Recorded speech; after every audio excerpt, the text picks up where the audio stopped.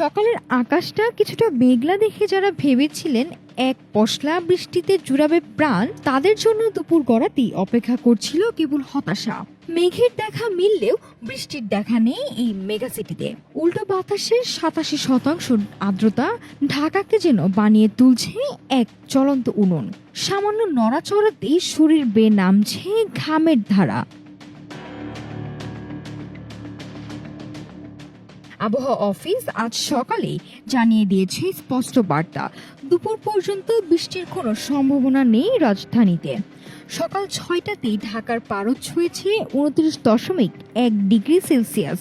তাপমাত্রা খুব একটা না বাড়লেও দক্ষিণ ও দক্ষিণ পূর্ব দিক থেকে আসা অলস বাতাস আর বাতাসের অতিরিক্ত জলীয় বাষ্পের কারণে ভ্যাপসা গরম ও অস্বস্তি বহাল থাকছে নগর জীবনে।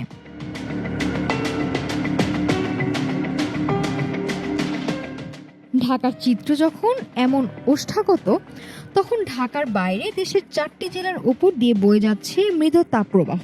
নোয়াখালী, খুলনা, বাগেরহাট আর যশোরের মানুষের জীবনে এনে দিয়েছে স্থবিরতা। তবে তীব্র দহনের মাঝেও দেশের কিছু অঞ্চলের জন্য অবশ্য থাকছে মেঘ বৃষ্টির এক ভিন্ন খবর। আবহাওয়া অধিদপ্তর বলছে, ঢাকা যখন পুড়ছে তৃষ্ণায়, তখন দেশের বাকি অংশে উকি দিচ্ছে বজ্রবৃষ্টি।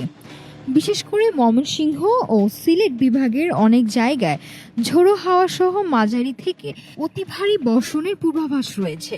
এছাড়া রংপুর, রাজশাহী, খুলনা, বরিশাল ও চট্টগ্রামের কিছু কিছু জায়গাও ভিজতে পারে স্বস্তির বৃষ্টিতে।